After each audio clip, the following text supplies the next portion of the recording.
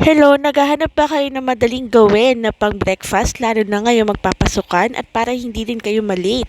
School man o trabaho o lakad? So ito ang na-discover namin, Nor Potato Flakes. Mix 15 kilo mashed potatoes, yan yung ingredients niya and yung nutrition information.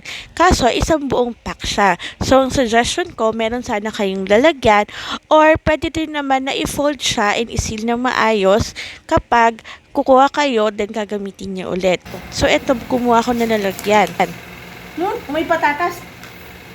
May patatas. Siyempre, inamoy ko muna para malaman nating legit, diba? So, amoy patatas nga siya. So, totoo nga siya patatas. Siyempre, nor siya eh.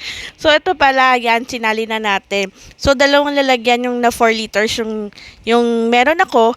And ang mga nagawa ko ay ito. O, diba? Sobrang dami. Sobrang okay talaga. Siyempre, titikman na natin. So, naglagay na ako ng hot water or ng boiling water and naglagay na ako ng potato flakes dito sa hot water.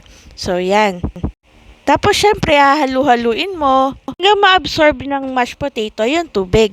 Yan, okay na. O, diba? Yan yung nagawa natin na mashed potato. And, syempre, para mas may lasa and kakaiba, nilagyan ko rin ng konting salt and ng basil leaves. So, yan, nilagyan ko na. O, diba?